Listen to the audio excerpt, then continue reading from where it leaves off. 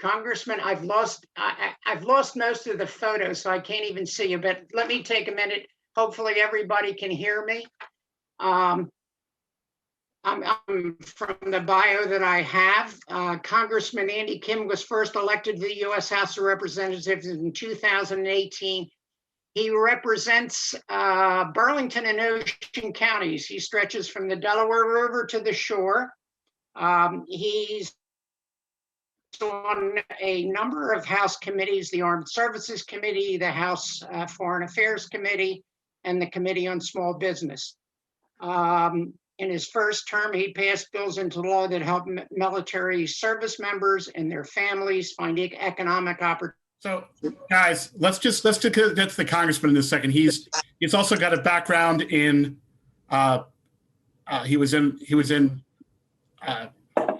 Iraq, I believe, right, Congressman? That's right. Yeah, I was a former. I'm happy to just jump in and give a little bit of background on me. Please, and that's what we should do. Let's get going. Yeah. So how about I just jump on in here? So thank you everyone for giving me an opportunity to be able to chat with you all. When I was presented with this invitation, I was very excited and eager to talk to all of you. So appreciate it.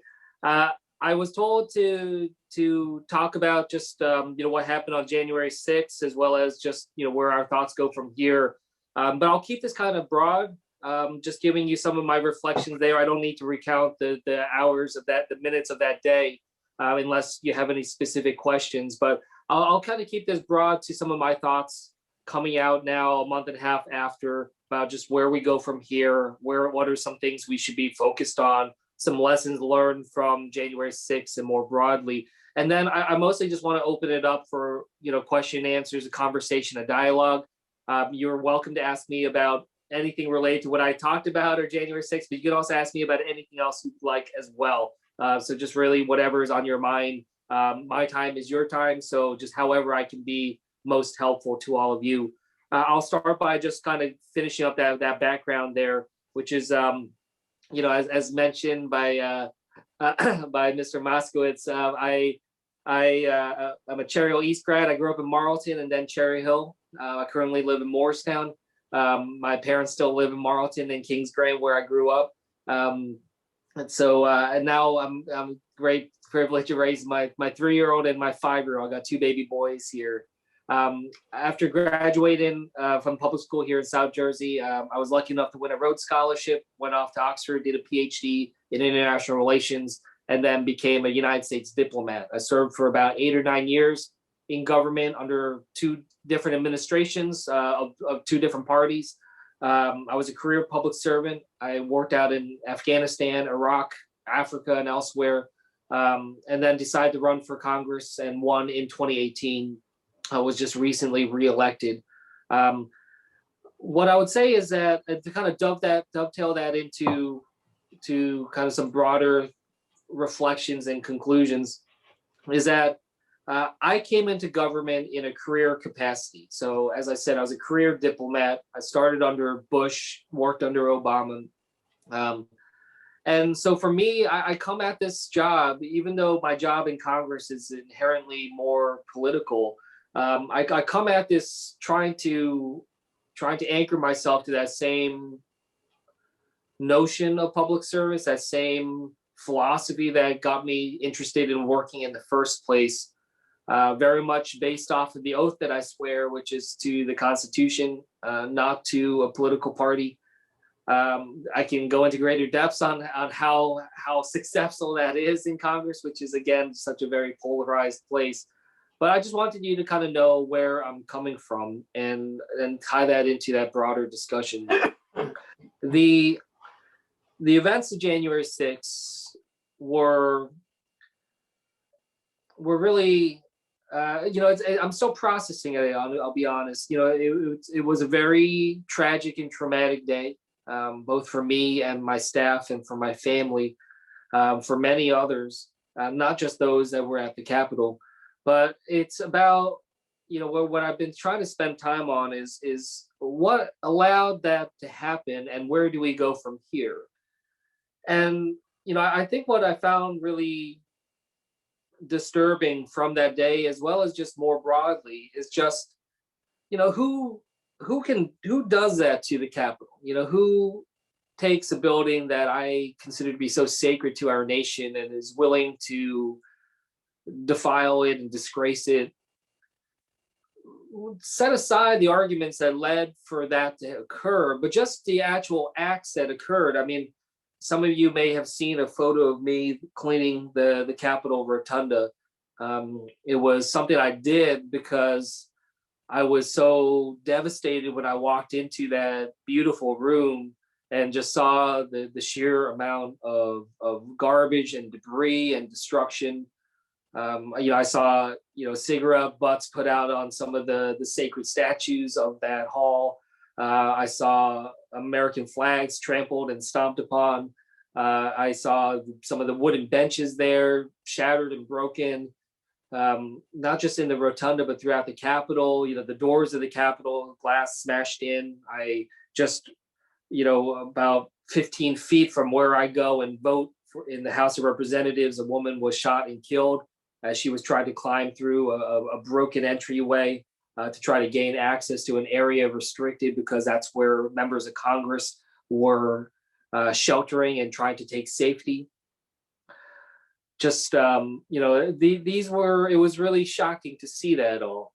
And it just leads me to believe, who does that? Who claims to be a patriot and then comes into the United States Capitol and destroys and desecrates that building. And I think that where that has led me to question is, what is the shared space in our country still? I don't have to tell you that polarization is severe, and today I'm certainly not going to get into sort of the partisanship side of things, but just taking a step back. Where do we go from here when we have a nation so polarized? What is it that we do next that can try to help us move past that? I don't claim to have all the answers, but I actually think that that's a good place to start. I do think that we need a lot more humility in our politics. I think that too often in Congress, I see people, and this is on both sides of the aisle, assuming that they have all the answers on what's going to happen next. And I think that causes a tremendous amount of difficulty in actually governing, because if you think you have all the answers, if you think you have what needs to happen, and everyone else that disagrees with you is on the wrong side of history, then there leaves no room for dialogue, no room for discussion, no room for understanding whether or not you're right or wrong. And I think that has been a big consequence of what I've seen just in the last 2 years, just a level of hubris in our politics that I find to be destructive to the element of negotiation, to the element of collaboration, to the element of cooperation. So that's one angle I want to kind of frame. Going forward as well, I do believe that another aspect of this is about respect. That for somebody to disgrace a building so sacred to our democracy, it shows a lack of respect that they have for the building, and consequentially, a lack of respect that they have for our democracy and for our institutions of democracy, that they think of themselves as better or bigger than our democracy. One story that I share from that day of January 6th is that while I was cleaning the Capitol, I was walking around the building with a trash bag in hand, and I came across a plaque there. And the plaque was down a random hallway. It's not something you would pass and see normally in a tour of the Capitol or anything. And the plaque says, below this plaque lies the cornerstone laid by First President George Washington. And I think that's it struck me. I stood there for about a minute, just reflecting upon this plaque that day, and just this recognition that this building, the cornerstone laid by George Washington, and what that plaque is trying to do is remind all of us that this building is bigger than all of us. This building is something that is owned by no single person. There's not a person that owns this building. It's owned by the American people, but it's not just owned by us now. It's owned by everyone in our past, everyone in our future. And as a result, it helped me that night think of what it is my job is as a congressman. My job is as a caretaker of this democracy, as a caretaker of the Capitol building, and to do with it the best that I can for the duration that I have to be able to serve in Congress. I inherited our situation from my predecessors, and I will leave on to my successors. And the question is, what do I do with this time that I have as a caretaker? And I guess that goes into the question of what is it that is actually my job? What is it that I am meant to do? I mean, obviously there are elements that have very clearly laid out. I have a job whose job description is written in the Constitution of the United States, and that is a deeply humbling realization. And then now the question is, what is that job? And obviously a job about our legislation, our budget, oversight over the executive branch, the checks and balances, and things of that nature. But when I think about that photo of me cleaning the Capitol and the reaction that I got from around the country to it, I think a lot of people were struck by this feeling that it's all hands on deck, and that there's nothing that should be beneath us, that we shouldn't ever think that something is outside of the scope of our work when it comes to public service. Public service is about getting the job done. And that day, the job was to get our democracy back up and running, our Capitol back up and running. So that's an element of it. And when you're dealing with this issue of respect, it's not just about respect for the Capitol or the respect for our country and our democracy, but it's also respect for each other. And I think that is a place where things are in a very bad place right now, that we see in survey after survey, Americans saying that someone in the other side of the aisle, someone who is of a different political party, is the enemy. And that is a word that is often used. And I think that that's a very damaging word to use. And because in some ways it places the political party and our affiliation with a particular party ahead of our identity as Americans. And I think that is inverting the order in which it should be. In fact, it was George Washington that warned us in his second inaugural, or was his farewell speech, about the damages of and dangers of political partisanship and political parties. That issue here is why is it that we can come to see other people in our country as the enemy? It gets at this question of what do we actually share with one another? What space do we share with each other?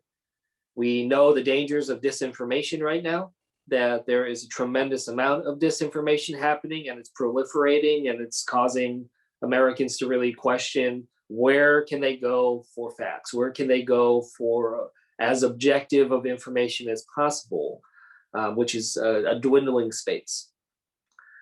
And it's that sharedness that I think we're missing, whether it's a shared truth, whether it's a shared space for dialogue, and a shared understanding about what happens next. We are living more and more siloed lives, and that is in some ways being accentuated by the pandemic, as we are literally being separated from each other in many ways. I share that with you because what I have tried to engage upon over the last 2 years, and hopefully continue to do, is an effort to try to break down those barriers and to try to come up with a shared space here in South Jersey that is trying to abide by a different approach. I have now done 30 town halls in my district, most of them in person before the pandemic. And I would have hundreds of people show up in person, and then some of these town halls I would do in areas where I knew that I did not perform well in the last election, where a lot of people there did not vote for me, but I would still go and show respect. And I'd start every town hall saying, whether you voted for me or not, you're my boss. My job is to serve you and your family as best as I can. And people can choose whether or not to believe that, whether or not to believe if I'm genuine or not in what it is that I say. And my hope is that they come to see the sincerity by which I approach the word service, the same word that led me to go and go to Afghanistan and Iraq and put myself in situations where I wasn't sure if I'll come back.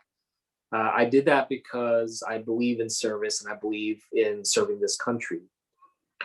I also hope to show people that our democracy doesn't just exist down in DC or down at the Capitol building. It is here. It is in our own communities. And these town halls I try to do as sort of physical manifestations of our democracy. Another aspect of this is recognizing that my work is not just legislation or oversight alone, but literally to work and roll up our sleeves right here in the community. Some of you probably see my colleague Antoinette.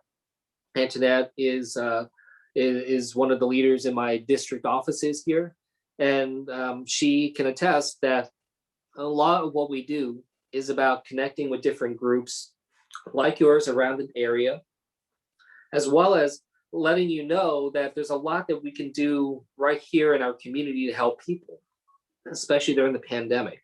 We've had thousands of people call our office seeking support, whether it's about unemployment insurance or small business help, or veterans seeking benefits, or Social Security issues and Medicare issues, et cetera.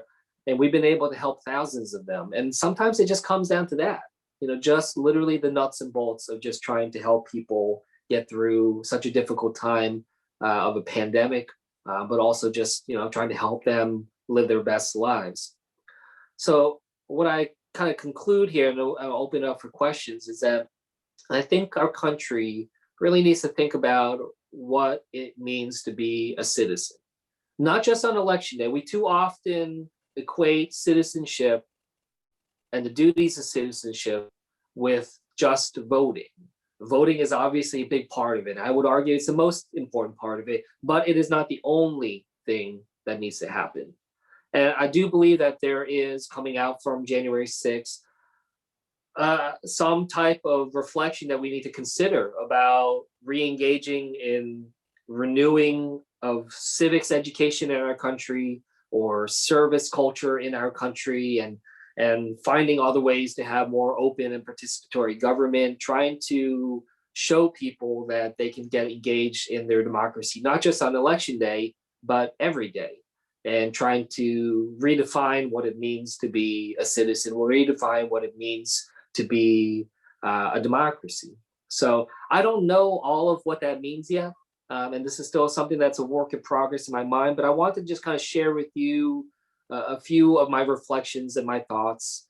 And, I'd love to hear your reactions to that, as well as any questions or comments that come out from that. And like I said, you're welcome to ask me about anything I just talked about, anything about January 6th, or about anything writ large that you might be questioning about. So with that, I'll turn it back to all of you and look forward to your questions and conversation.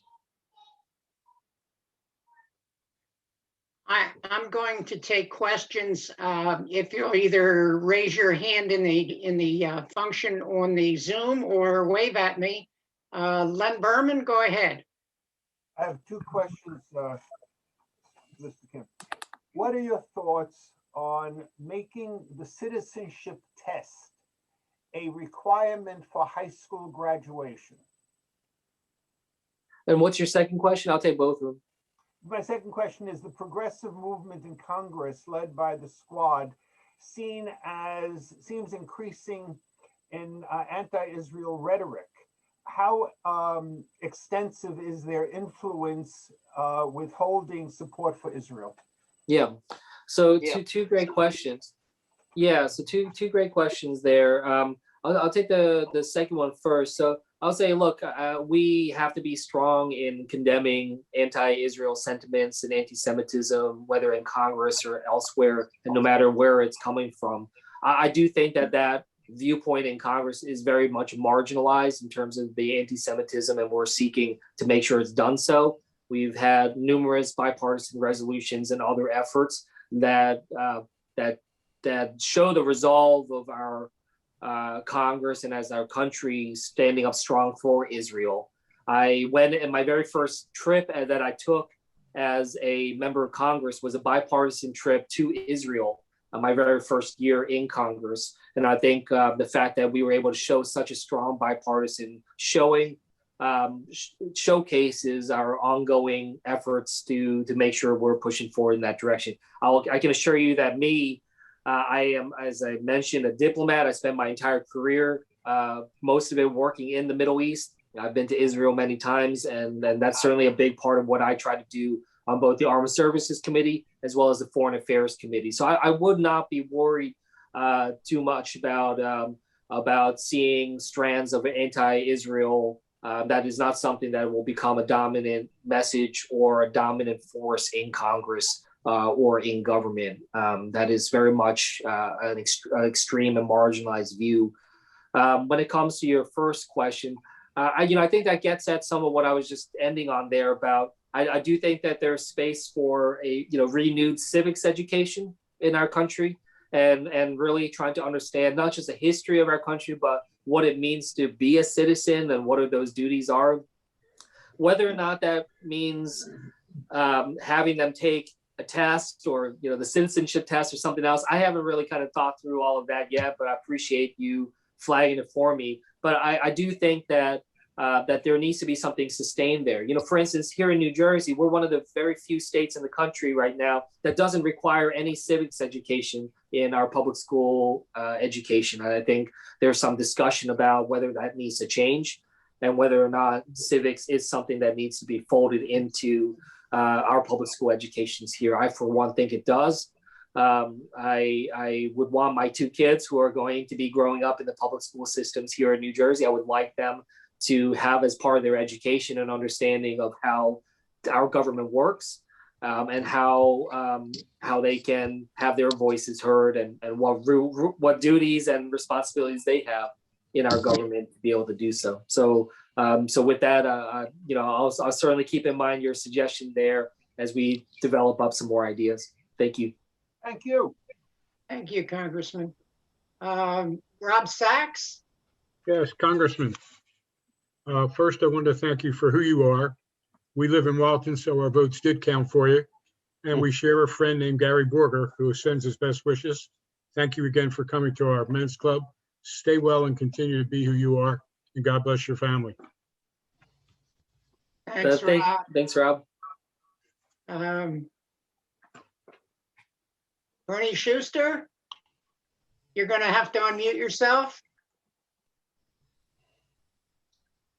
Hi, can you all hear me? Yes. Yep. Hi, Andy. I met you at Elaine and David's house. This is Arlene and Bernie Schuster. I grew up in Washington. I was part of the White House and Capitol when I was in the ROTC as the Honor Company commander in the school system there. And I stood next to Eisenhower at the Christmas tree. And I'm also a National Guard. My National Guard unit's down there right now defending the Capitol. I volunteered to go down there and I'm gonna try to help the National Guard people with their families that have to support themselves. And the question I really am anxious to talk to you about is, a group of us sued Remington Rifle Company for the AK-15 that killed all the people and all the schools and all the crap. And they had very loosey-goosey shows where they would sell these huge caliber rifles, and people would buy them and shoot up the schools and shoot up everything. Well, we ended up suing them, got money back. We sued them so badly, they ended up going bankrupt.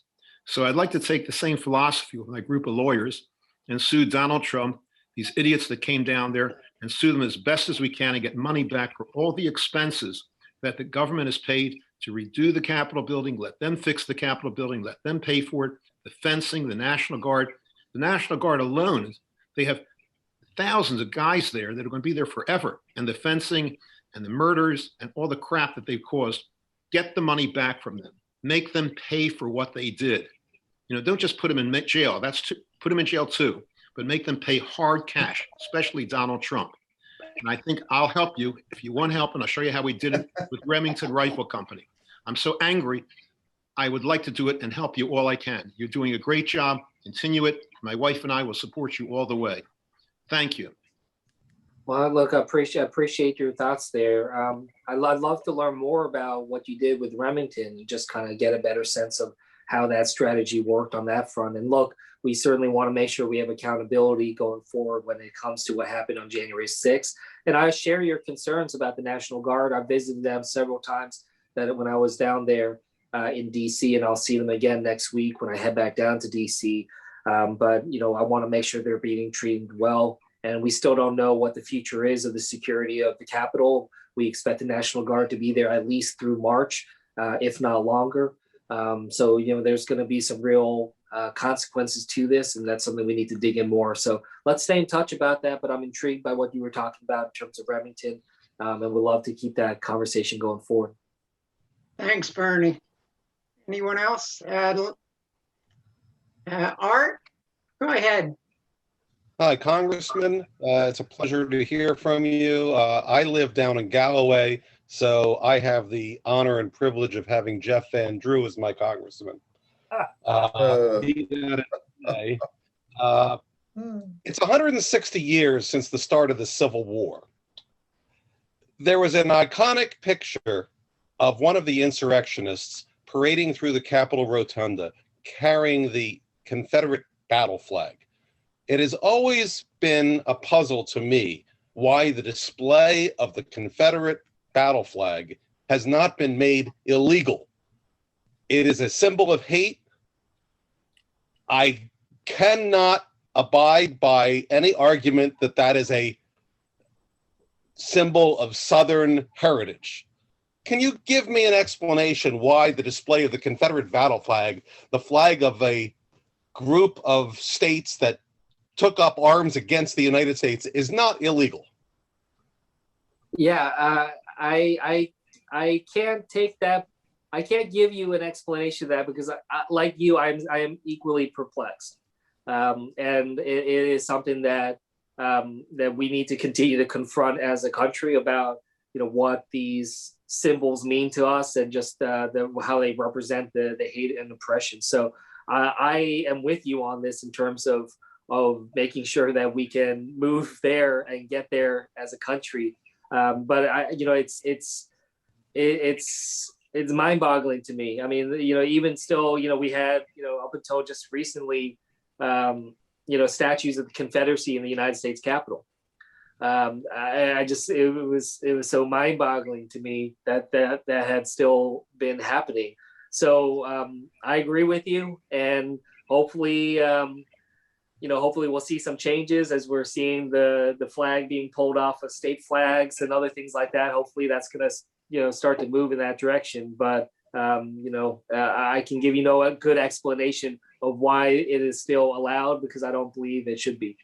Yeah, just on a lighter note and somewhat related to that, a number of years ago, Johnny Carson, in one of his monologues, made a joke about Lincoln, and the reaction from the crowd was a groan.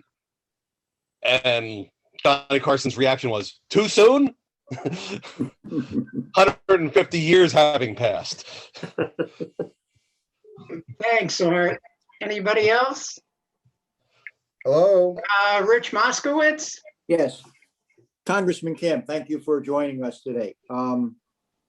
My question is, I know there's probably an investigation going on, but I'm still perplexed how the Capitol Police could be so unprepared for something like this, because these were mostly American citizens coming into the Capitol. What would happen if it was a foreign people coming in? What damage they could have done?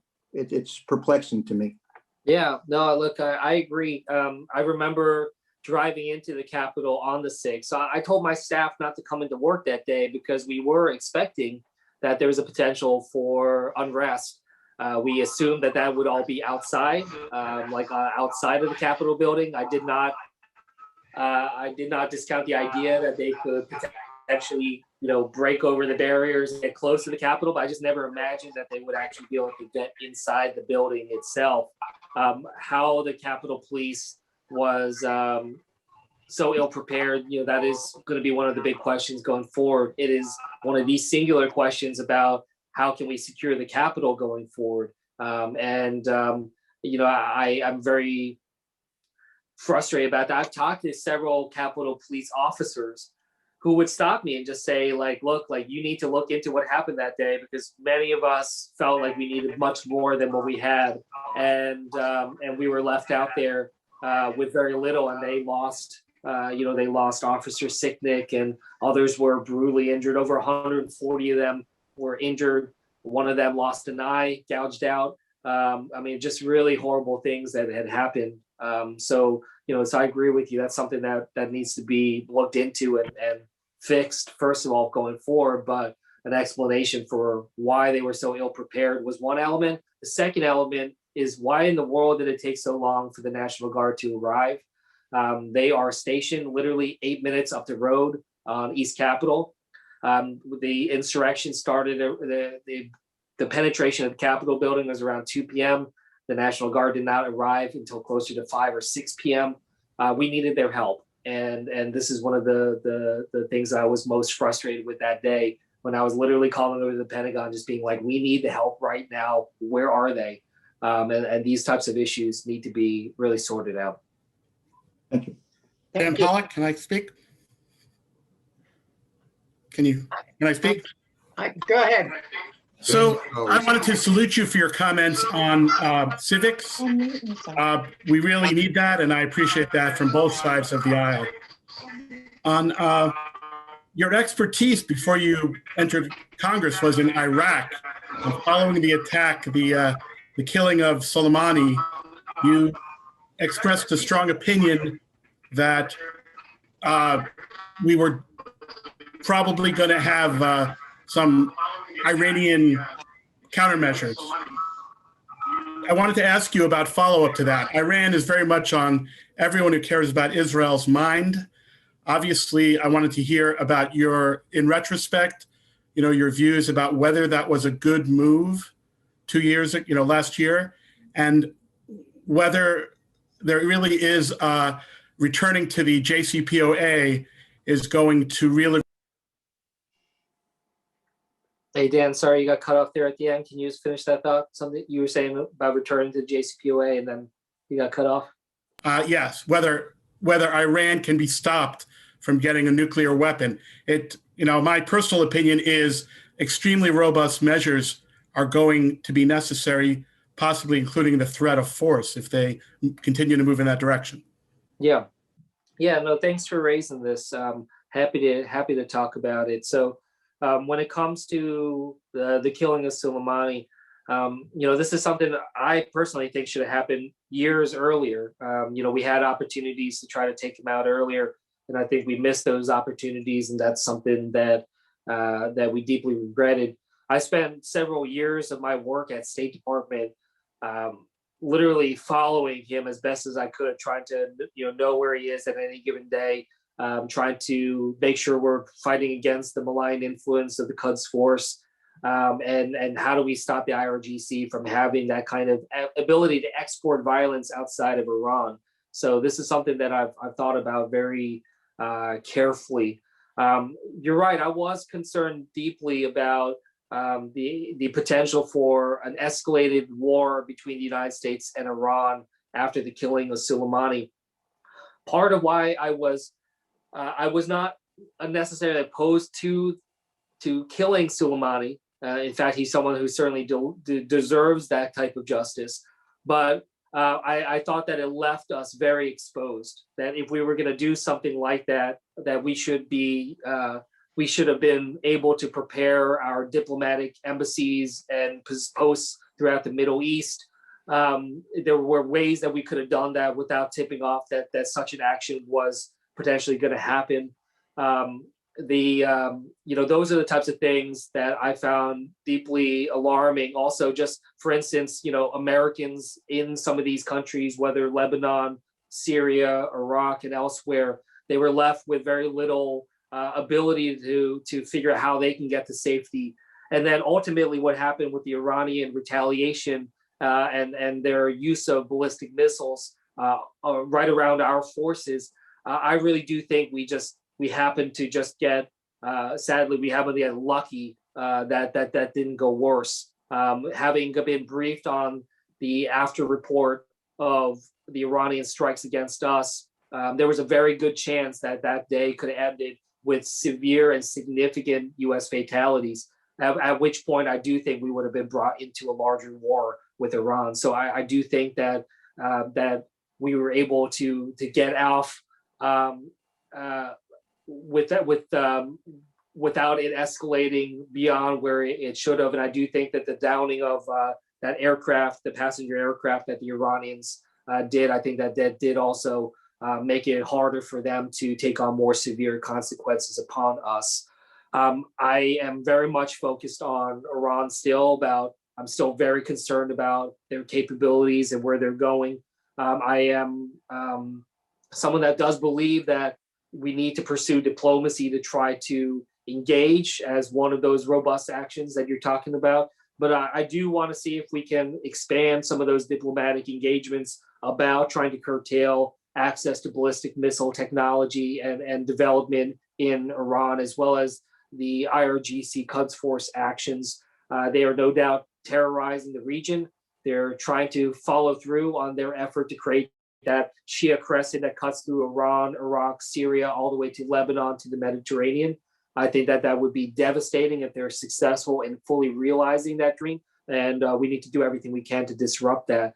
Another consequence of the actions that we took with Soleimani is it did dramatically curtail our ability to counter ISIS and other threats in Iraq, as force protection measures became too difficult for U.S. forces to go outside of bases. So that's sort of another area that I want to make sure that we're focused on, that is still tied in with the issue of Iran. So, I certainly hope that we pursue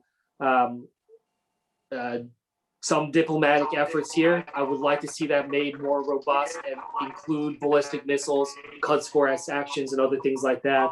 And I have a strong push for diplomacy, not just because I'm a former diplomat, but because the alternative to that with Iran is so severe. The potential for them realizing the attainment of nuclear weapons we cannot allow that to happen at any cost. So we need to make sure that we push on that strong. So thanks, Dan, for that question. Thanks, Congressman. Lee Asker, you're going to have to unmute yourself, Lee. Lee? Hello, good morning, Congressman Kim. Thanks for coming to this group and enlightening us. I have a two-part question. I'm really interested in how that coalition of problem solvers is progressing down among Congress people and senators down in Washington. I think that's the best future we have to see the rhetoric calm down, perhaps, and perhaps generate the acceptance of factual presentation of information for congressional debate in the future.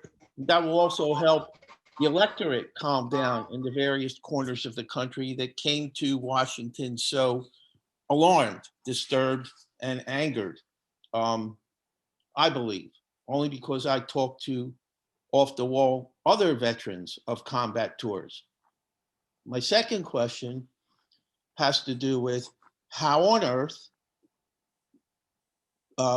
elected congressional representatives who have vehemently espoused and written anti-American provocative commentary and roused rabble in their home districts to support, I would guess, groups that support international terrorism. They have done what the Southerners carrying these Southern flags have been doing, but without raising a Southern flag, raising flags of recognized terrorist groups within their home areas. And Congress has the means to not allow them to be seated, even if elected. And how were they allowed to be seated? End of question. Thank you for raising those questions. So I'll start with the first one. which is about problem solvers and sort of bipartisanship on that front. Well, what I find important about that type of effort is that it actually gets Democrats and Republicans in the same room, literally to talk with one another and try to just engage in that way. I think that's one thing that I found really shocking about my time in Congress. I remember I showed up for orientation after I was elected. So I went down there for the very first time for orientation, and they said, okay, you get off the bus, and they're like, okay, the Democrats, your orientation's over here, Republicans, your orientation's over there. So literally, even for the orientation of being able to come into Congress, we couldn't even do that together. And I asked them, I'm like, what is in the orientation? I thought you're just gonna tell us where the bathrooms are and how to choose our office. How is that all of a sudden a partisan issue? But they just want to, from the outset, the leadership of both parties from the outset want to try to keep you apart. They don't want members of Congress talking with each other across the aisle, because that makes it harder for them as party leaders to control their caucus. So, I find that to be deeply disturbing. For me, actually, before I became a member of Congress, my only other experience working in Congress was under a Republican senator. I worked for Senator Richard Lugar.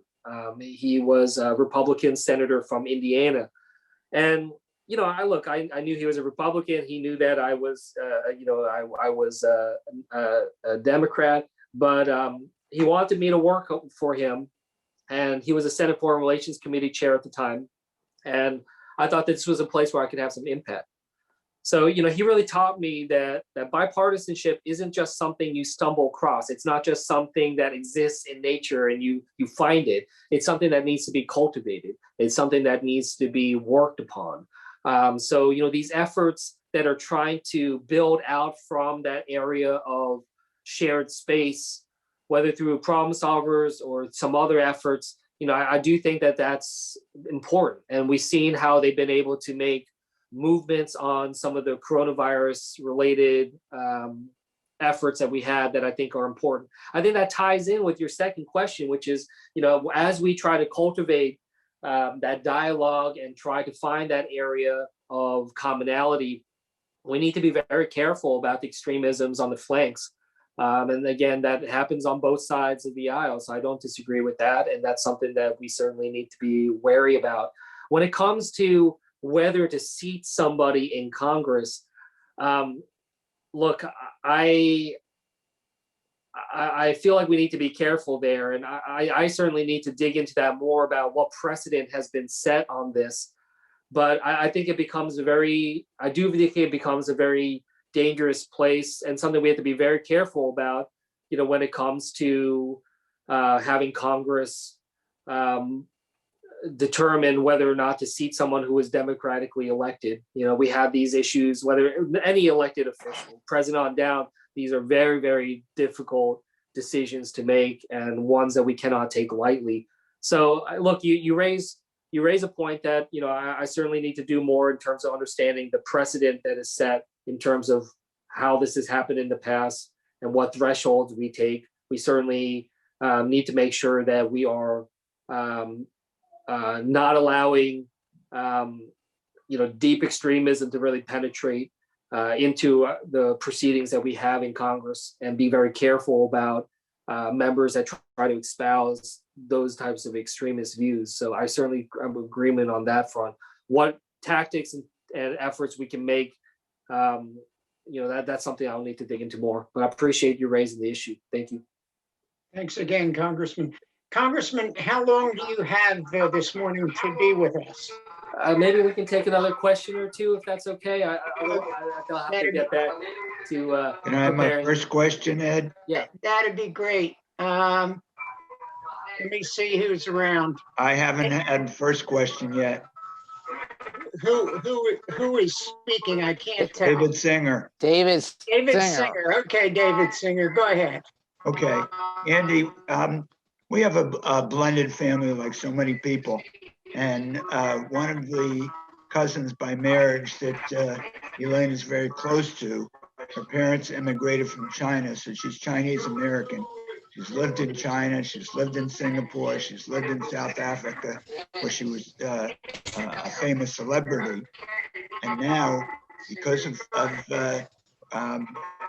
all the talk from Trump about the Chinese virus, she's afraid to go out of her house for fear of encountering who knows what. How do you react to that, and what do you think can be done?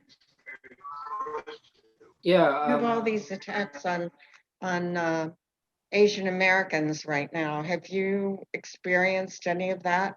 yeah, I appreciate you raising this. This is something that's very personal to me. I have experienced some discrimination and bias. I remember, I guess it was almost a year ago. It was before the lockdown. I was on a train coming home from DC back to Jersey through Philly, and I sat down next to a woman on the train. I just got onto the train at Union Station in DC, and she turned to me and saw me, and then immediately just started yelling at me, telling me to get away from her. She punched me on my shoulder to get me to move out of the seat because she said that she was going to get the coronavirus from me. And the actions like that was really painful to see. My mom, she would get that at the grocery store during the pandemic if she touched some piece of fruit but didn't put it into her basket. I remember someone yelling at her, telling her to just that she's infecting the grocery store and that she needs to leave immediately. And it made her not want to go grocery shopping. I actually did grocery shopping for her for a couple months during the pandemic because she was really worried. We've seen a rash of violence against Asian American elders of late, a number of elders being brutally attacked on the streets just over the last couple of weeks. So it is something I'm deeply worried about. Yes, some of it comes from some of the rhetoric of late, from elected officials. But this xenophobia has existed even before, the virus, even before that. This was like pouring gasoline on something that already existed. But just on Friday this past Friday was a Remembrance Day for the Japanese internment during the war. Also, there's an experience I had at the State Department, for instance, where, as I told you, I worked at the State Department on the issues of Iraq and Afghanistan. I went out to war zones myself. I have top secret security clearance. But one day I received a letter from the State Department Diplomatic Security Bureau saying that I was barred from ever working on issues related to Korea. And I found that letter to be very confusing because I was not applying to work on anything Korea related. And it just was very shocking to me that my government that I worked for, that gave me a top secret security clearance, that the government that I went to war zones to work on behalf of, was telling me that they didn't trust me because of my last name. That they didn't trust me because they worried about dual loyalties. They worried that the issues of North and South Korea, they didn't trust me to work on those because perhaps I could be sympathetic or be a spy or something like that.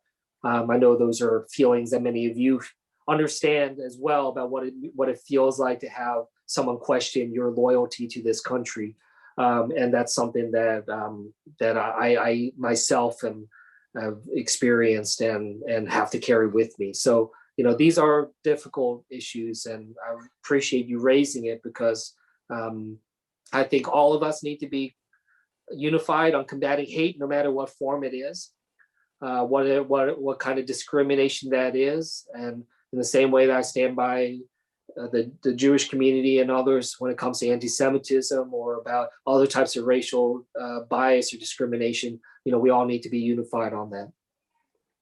Thank you, Congressman. Thank you for your service, and we'll look forward to working with you on the next campaign. Thank you, Andy. When we take one more question, One more question. Jerry Mitzner, are you still with us? I'm here. Jerry?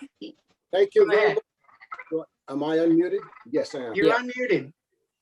Congressman, thank you so much for speaking with us. I really appreciate it. I know we all do. I want to talk about the $1.9 trillion bill that is currently before Congress. I kind of think that that's a lot of money. All right, it certainly seems to be a lot of money going out. And if it was for just the people who need it, I'd be very happy with it. There are people in our community who are really suffering because of COVID, and they need help from us. And I'm glad that we are proposing yet another tranche of monetary support, and that's good.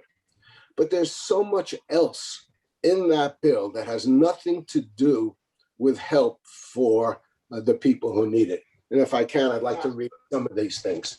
$20 billion for the US Postal Service, $30 billion for the Department of Education over and above their currently quite large budget. $5 billion for the homeless, $300 million for the Endowment for the Arts, $300 million for the Endowment for Humanity. I've never heard of that organization at all. It goes on and on. $1 billion for Amtrak, $500 million for administration within Social Security, and it goes on and on and on. How do you feel about this, and what do you think is going to happen? Yeah, no, look, Jerry, I appreciate your question. And I start at the place where you are, where we need to make sure that we're being very careful with the taxpayer dollars. So I understand that aspect of it. And certainly we should never pass anything without, close scrutiny on that front in terms of what is it and what is it useful for right now. I'm not going to justify everything that's in there. I think this is certainly an effort that when you're trying to compromise and get enough votes across the board, there's definitely going to be elements in there that I think can be more targeted. I'm certainly in the camp of trying to be more targeted and make sure that we're pushing forward. But a couple of things I want to say is that this isn't just about funding to individuals that are struggling in the immediacy of this effort. That is certainly part of it.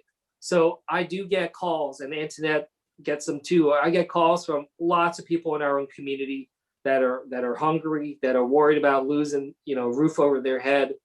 It is very severe, and I know you know that. And also, the small businesses, which is another effort of that large 1.9 trillion package, is continuing the support to our small businesses.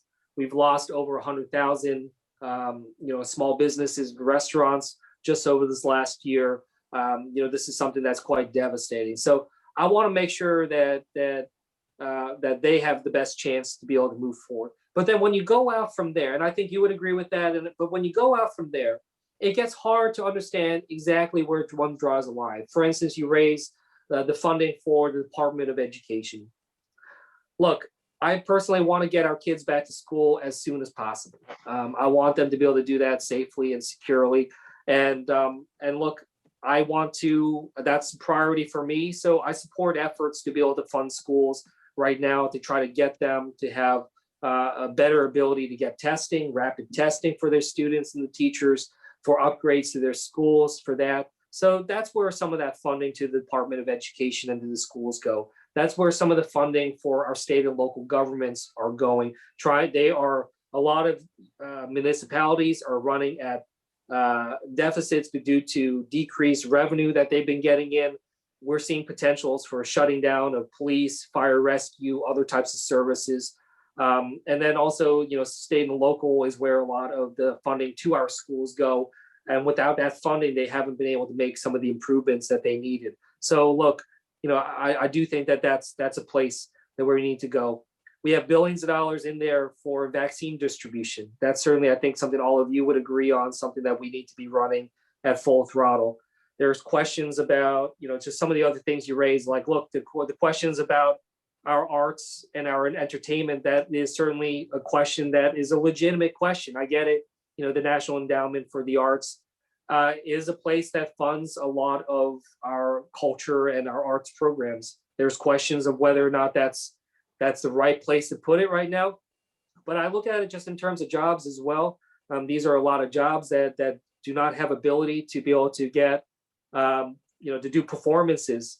I have to say, I think a lot of us, we have been benefited from arts and entertainment through this pandemic, as many of us have consumed movies and other things like that, as we have been stuck at home a lot. So, obviously that plays an important part in our culture. So it's hard for me to go to a performer and say, you don't get support, but we are going to support these restaurants and other businesses. It's like telling them that their life and their work is inconsequential or not important enough, even though I'm spending my time consuming movies and listening to music and other things like that as a part of my daily life. So I just raised this to try to show you that there is a lot of gray space here that is difficult to navigate. It's hard to be able to tell certain people your life is not as important as these others in terms of understanding what these prioritizations are going forward. No bill is going to be perfect, but that doesn't mean we shouldn't strive to make things more targeted. I agree with your overall principle is try to be stewards of the taxpayer dollars and try to understand how best to utilize that. I certainly don't want any waste or fraud or abuse or any of that nature, and we need to make sure we keep things as targeted as possible. But I just wanted to give you a few of those examples so you understand some of the challenges that I'm grappling with in terms of understanding this. It isn't just about getting funds to people who are in the most need right now. It's also about how do we keep our country from not going into a recession going forward. And a certain amount of this effort in support to our state and local governments, our schools, our some certain industries. You said the Postal Service, that's where a lot of, it's the largest employer of veterans in our country. It is delivering essential medicines to seniors and to others, veteran benefit checks.